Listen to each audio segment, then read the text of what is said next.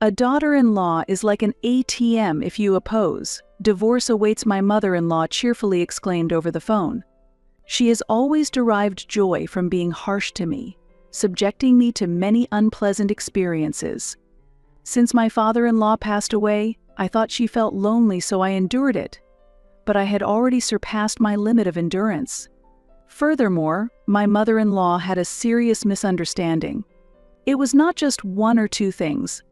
It was a decisive misunderstanding. I took a deep breath and informed her of a certain truth.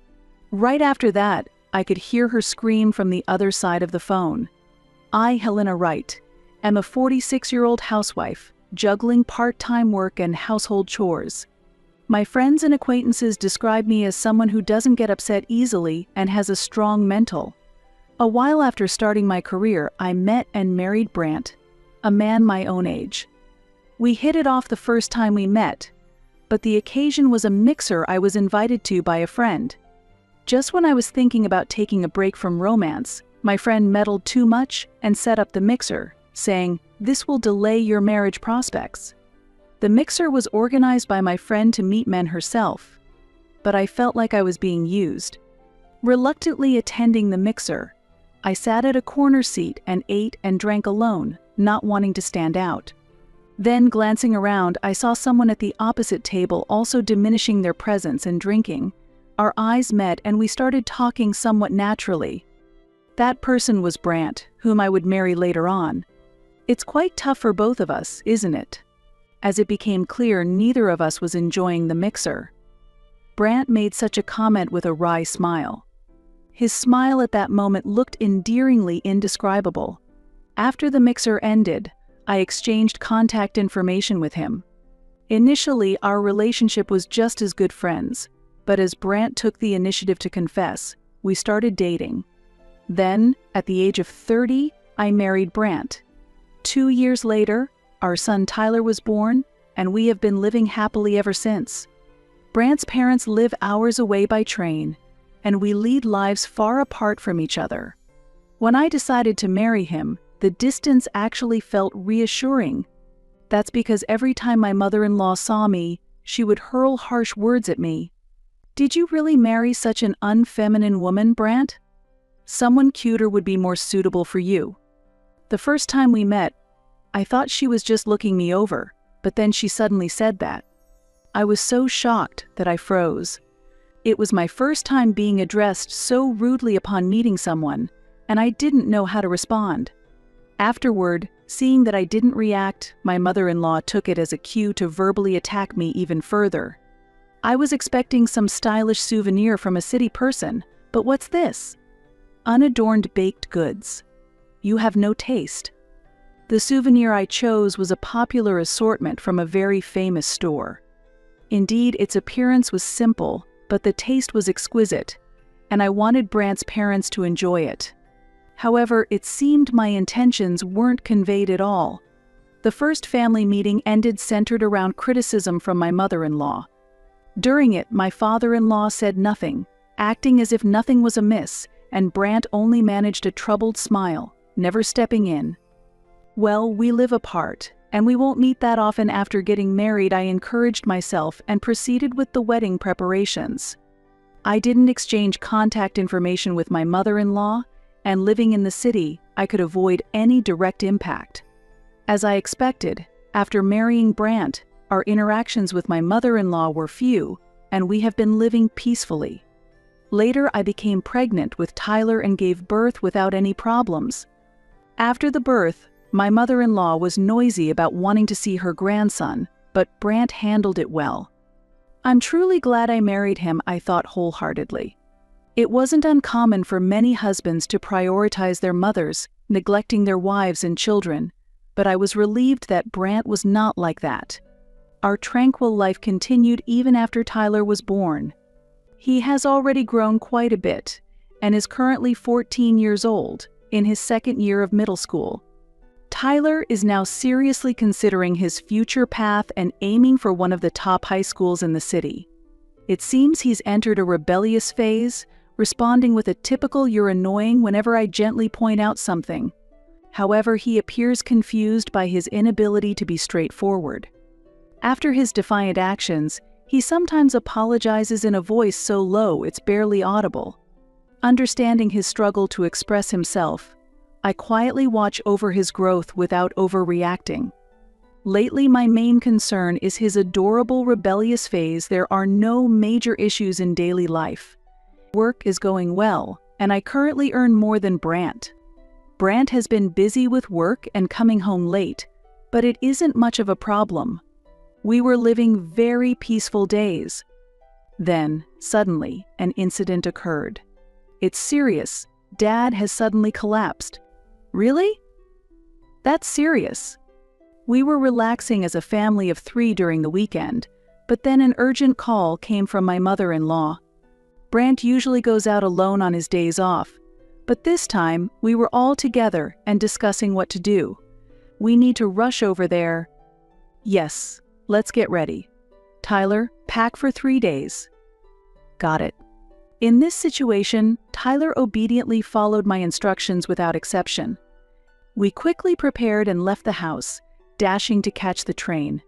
However, on our way to the hospital directed by my mother-in-law, unfortunately, my father-in-law had passed away. Dad. Why? I wasn't very close to my father-in-law, having spoken to him very little. But seeing Brant grieve, I was engulfed in sadness too. At that moment, my mother-in-law was crying loudly, and her usual harsh words towards me were absent. After the hectic funeral, we returned home. A few days after the sad event, as I was preparing dinner in the kitchen, Brant suddenly made a surprising suggestion. I want to let Mom live in this house, Brant said earnestly as I exclaimed in shock. What did you say? After Dad passed away, Mom has been very down, and I'm worried about her, Brant continued with a serious face. She's getting old and we can't leave her alone. That is, well, I understand, but my mother-in-law has never hidden her hostility toward me. Starting to live with her makes me anxious about how it might change our peaceful life. Brant seemed displeased that I didn't agree immediately. He looked at me with a slightly angry face and said, "This house is mine. I decide who lives here." I was taken aback by Brant's unusually strong stance. He is usually gentle, and often silently agrees with my decisions. However, that's not because I forcefully decide things, but because Brant is the type who can't make decisions himself, so a natural division of roles has developed between us. After shouting at me, Brant angrily went back to his room. Well, if Brant has decided, then I must follow. I had no intention of treating someone who was lonely badly. I thought we should warmly welcome my mother-in-law since she must be feeling lonely too. However, excuse my intrusion. Oh, take that luggage to my room. And for tonight's dinner, let's have steak. To celebrate moving in, please get a nice steak, okay? As soon as she arrived at the house, my mother-in-law started giving orders with a commanding attitude. Oh, Tyler!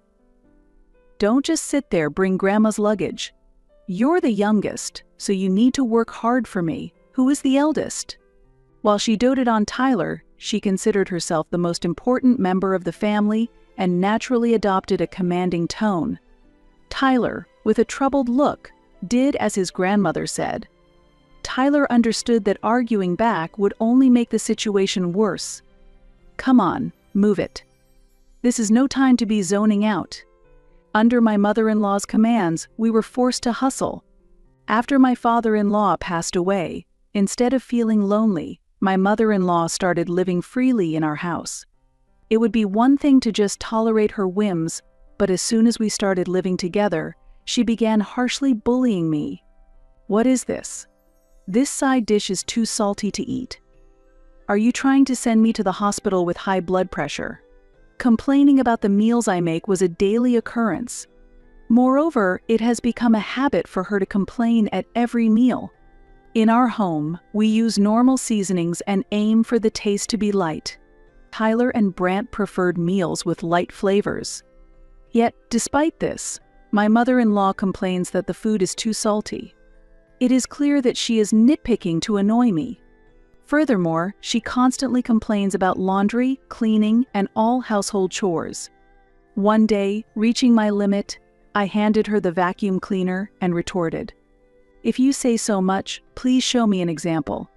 I would like to learn from you."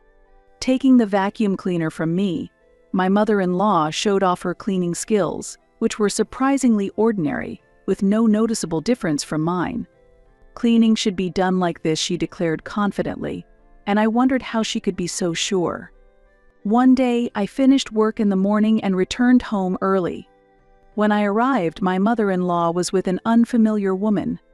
"This is Diana Bennett, who I've become good friends with since moving here. We get along very well." Mizu Bennett briefly greeted me and then continued her conversation with my mother-in-law. "Indeed, a daughter-in-law must be properly educated. Sylvia is too soft." "No, I don't think that's true."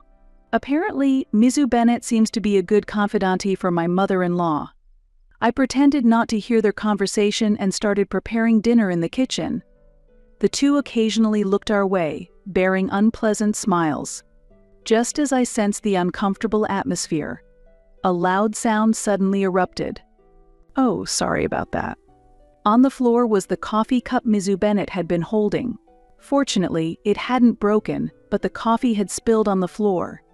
"Could you wipe that up?" As I began wiping the coffee from the floor, suddenly something fell on my head. "What are you doing?" Sorry, my hand slipped. What had landed on my head was the coffee my mother-in-law was holding. The two burst out laughing, looking as if nothing serious had happened. "I'm home." "What's going on?" "It's a bit noisy." At that moment, Tyler came home from school. He took in the scene at a glance and immediately understood what was happening. "What are you doing, you two?" Tyler voiced his anger loudly at the two. He pulled a towel from his bag and carefully wiped my head. Tyler, even though he is usually rebellious and distant, the way he wiped my head showed how kind he actually was. After Tyler had wiped the mess, he glared sharply at my mother-in-law and Mizu Bennett. "What are you doing to my mom?" "Tyler, dear, you're misunderstanding. This was just an accident." "Shut up. Do you think I don't know what you usually do to Mom? If you're so busy bullying her, maybe spend your time on something more worthwhile." Silenced by Tyler's resolute words, the two were left speechless. "Who are you, anyway? Someone who does this to my mom isn't a guest. Get out now." Under Tyler's forceful presence, Mizu Bennett quickly left the house. My mother-in-law couldn't rebut Tyler's resolute attitude and went back to her room sullenly. "Thank you, Tyler. It's not just for you, Mom. I just drove away some weird people. I need to study, and I want to avoid noise." Watching Tyler speak shyly, I felt truly blessed to have him. However, the trouble didn't end there. When Brant came home, it seemed that my mother-in-law had tattled to him about the incident. "Why did you do that to Grandma and her friend?" Brant raised his voice and scolded Tyler. Tyler's expression clouded over, and my mother-in-law watched with a nasty smile. "Brant, you've got it all wrong. Tyler was just trying to protect me." "Protect you?" "Mom says Tyler just barged into the living room, made a lot of noise, and chased them out. I thought it was a joke." My mother-in-law had twisted the facts to suit herself and reported them to Brant.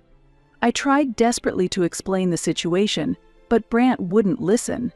"First of all, you two are too cold to Mom. She is my dear mother. You should respect her more." Brant's one-sided lecture continued, and Tyler and I couldn't say anything. While I understand Brant's desire to care for his mother, I struggled with the difficulty of getting him to understand the situation accurately. Brant was taking our words too lightly and believing only what his mother said. Because we had been living away from my mother-in-law, I hadn't realized how much of a mama's boy Brant was, but it had become clear. This has really turned into a mess. Lately, my days are filled with more sighs than ever. Following this incident, my mother-in-law became even more confident and started to twist the facts and report them to Brant whenever there was any resistance from us. This has led to a very troublesome situation, and even 3 months after the incident, Tyler and I continue to avoid contact with my mother-in-law and strive to live as peacefully as possible. Then, one day, where's my card? While organizing receipts from my wallet, I realized that one credit card was missing a black card. Did I drop it somewhere? As I pondered, scratching my head, my smartphone in my pocket rang. Oh, it's from my mother-in-law. I grimaced involuntarily, letting out my true feelings. I was tempted to ignore the call, but considering the hassle it could create later, I reluctantly answered. Hello, yes. Hi, hey Helena. Try guessing where I am. My mother-in-law sounded cheerfully mischievous over the phone, presenting me with this riddle. I don't know. I responded nonchalantly, showing little interest. Undeterred by my reaction, she continued brightly. I'm at a travel agency right now. You see, I've been planning a trip to Hawaii with 20 of my close relatives. Oh, that sounds fun, I replied vaguely, but then she dropped an unbelievable bombshell. By the way, you're treating us to this trip. I borrowed the black card from your wallet, and I've memorized the PIN, so I'll be using it. What are you talking about? My shock was met with her boisterous laughter. A daughter-in-law is just like an ATM if she objects, divorce awaits. Laughter erupted from her relatives on the other end as well. I've never met my mother-in-law's relatives, but it seems they shared her troublesome nature. Comments like "go easy on her" and "you're going to make her cry" were audible among the laughter. However, I was no longer disturbed by her or her relatives' words. There were more important things for me to focus on now. By the way, I've already canceled that card, and me and Brant have been divorced for 2 months now. What? I could hear my mother-in-law's bewildered voice on the other end. It seemed she hadn't understood the situation at all. Puzzled, I decided it was time to explain everything from the beginning, furrowing my brows in anticipation of the conversation that would follow. There had been several concerning signs even before my mother-in-law moved into our home. One was Brant's increasingly late returns from work and his frequent outings on holidays. Brant wasn't particularly excelling at his job. As a result, his income had been stagnant for years, and our financial situation was becoming progressively more difficult. That's why I had taken the initiative to work actively and support our household. It seemed Brant wasn't concerned about his low income at all. He appeared to believe, we can live comfortably with this salary, and there's no need to push ourselves too hard, but in reality, our financial stability was only due to my hard work. Despite this, Brant was family-oriented and helped with household chores, so I hadn't felt major dissatisfaction with our lifestyle. However, the days where Brant came home late became more frequent. He claimed he was working overtime, but it wasn't reflected in his salary. This is unpaid overtime. It's good to owe someone a favor, as it might lead to promotion or a raise. It was unnatural for Brant, who had previously shown little interest in his career, to suddenly start talking this way. Moreover, as his overtime increased, so did his solo outings on holidays. Lately, you've been going out alone a lot. How about we go somewhere as a family next week? One day, I suggested to Brant that we go out as a family, but he immediately declined. Actually, I recently bumped into an old classmate here by chance. I've made plans to meet him next week. Oh, and by the way, it's a guy, so you don't have to worry, okay? Brant's hurried explanation, even though I hadn't asked about the person's gender, felt distinctly off. From that conversation, I sensed something was amiss and began to discreetly investigate Brant's activities. As I delved deeper, evidence of his infidelity began to surface one after another.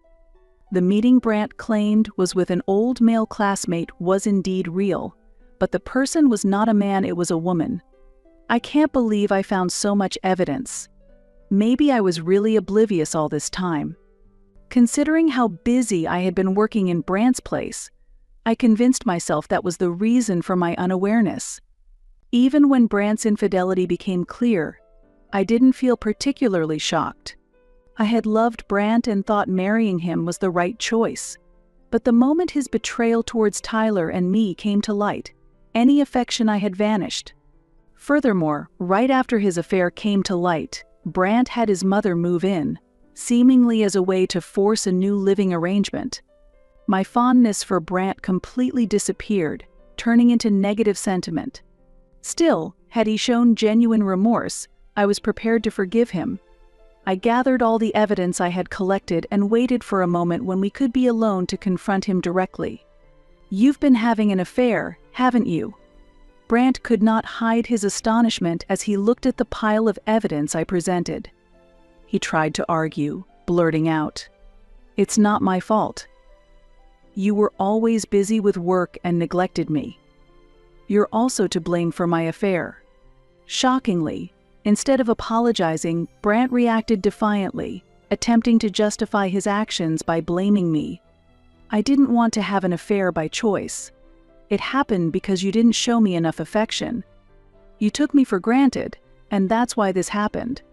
He lashed out, slamming his hand on the desk, thinking perhaps that his aggressive attitude would make me cower and comply. Such reasoning and refusal to accept fault were incredibly difficult for me to accept. "Is that all you have to say?" I asked coldly, yet calmly, pushing the already filled-out divorce papers towards him. His complexion changed drastically in an instant, turning pale. "What? This is a joke, right?" "This is no joke. Wait, please. Divorce is too extreme. It was just an affair." Despite Brant's desperate attempts to explain, I only offered him a chilly gaze and words. "You call it just an affair, but do you really think betraying me and Tyler can be dismissed as just an affair? You truly don't seem to understand the gravity of your actions. Betrayal of family and infidelity are legitimate grounds for divorce, as stated by law." At the mention of law, Brant was at a loss for words. Seizing the moment, I pressed on. "You said you had an affair because I was busy, but the truth is, I had to work because you couldn't earn enough. Blaming me while excusing your own incompetence is utterly shameless. People like you have no sense of shame." Brant's eyes welled up at my unyielding words. He was not typically a strong-willed person. Trying to win an argument without acknowledging his faults was futile. "I don't want a divorce. I can't handle it." Brant began to sob. But tears are only excusable for children. If you didn't want a divorce, you shouldn't have had an affair in the first place. Even a child understands this simple logic. If you say you don't want a divorce, I'll hire a lawyer and start the proceedings immediately. I will use any means necessary to end our marriage. My desire to divorce Brant was not only because of his infidelity, but also because I wanted to distance myself from his mother. I felt I could no longer live with her. Therefore, I was determined to follow through with the divorce, and I maintained a consistent stance. Eventually, Brant agreed to the divorce. He signed the divorce papers, and seeing the document, I sighed in relief. "Please wait a bit before telling Mom. I'll tell her myself. She might be shocked and upset," Brant said. Though surprised by his thoughtful request, I agreed. "All right. In the meantime, I'll prepare to move out. Also, I will have custody of Tyler. It would be difficult for you to support both him and your mother with your income," I stated. Brant nodded silently, saying nothing more. The divorce papers were promptly filed. Regarding the division of assets and child support, those issues would be addressed at a later date. Brant and his affair partner need to be held accountable for their actions. "So Brant still hasn't told you?" "I've been living here just to get ready to move out. I've recently found a new place, and I'm getting ready to leave next week," I explained. Throughout the conversation, my mother-in-law had remained silent on the other end. It seemed that the facts I relayed had shocked her deeply.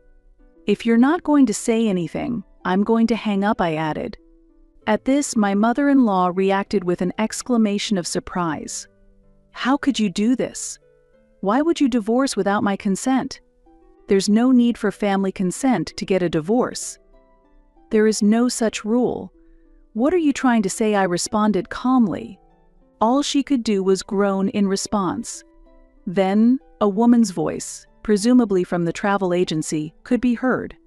"I'm sorry, but this credit card cannot be used. There's a charge of $20,000. How would you like to proceed?" Unbelievable. My mother-in-law had tried to charge $20,000 on my black card without my permission. Even though I was the breadwinner and owned a black card, I never expected such a large sum to be used without my consent. As I was taken aback, my mother-in-law asked in a panicked voice, "Why did you cancel the black card?" "Why?" "Because you snooped on my PIN. I mentioned earlier that you had peeked at it without permission. Did you think I didn't notice?" There was an incident when we dined out with 4 people, including my mother-in-law. I had no cash at hand, so I used my black card to pay. The moment I pulled the card from my wallet, I saw her eyes gleam noticeably.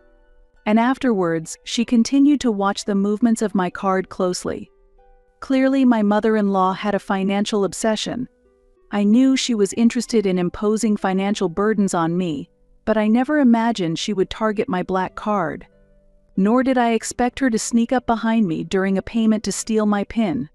She might have thought she was being sneaky, but I could clearly hear her heavy breathing. After that incident, I immediately canceled the black card. Since I rarely used that card and had other credit cards, there was no inconvenience caused by its cancellation. "So, you will have to make the payment yourself," I told my mother-in-law. She was at a loss for words again, clearly not expecting that her snooping had been discovered. She probably thought it was a perfect plan where she could travel for free and continue her mistreatment of me. But I am not so naive to fall into such a simple trap. From the other end of the phone, I could hear the voices of the relatives. "Sylvia, what do you mean you can't pay? What's going to happen with the Hawaii trip?" Their frustration was mounting, and I could hear my mother-in-law scrambling to make excuses to her relatives.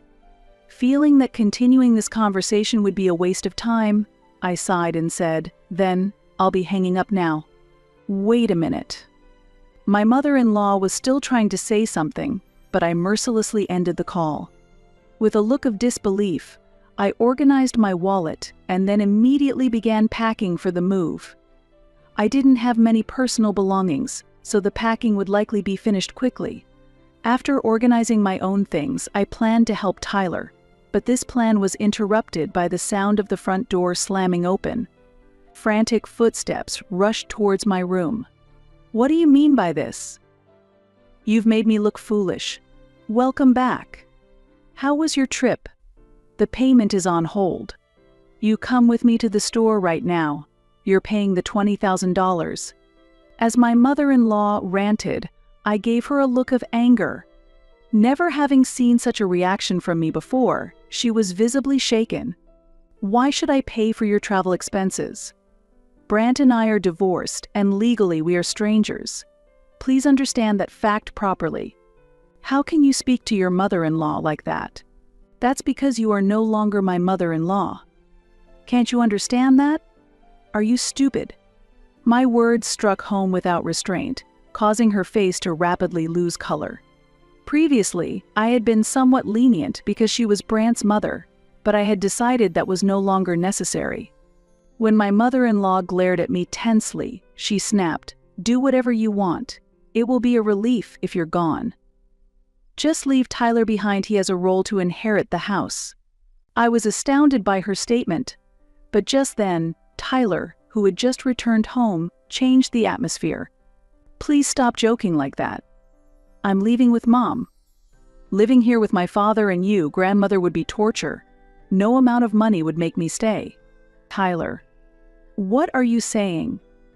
Have you been brainwashed by this fool?" my mother-in-law harshly criticized me, but Tyler and I could only respond with disbelief. In his retort, Tyler said, "The fool is you, Grandma. And what are you trying to make me inherit anyway? There's nothing worth inheriting here. Just an old house and some undesirable land." Indeed, the house wasn't particularly valuable.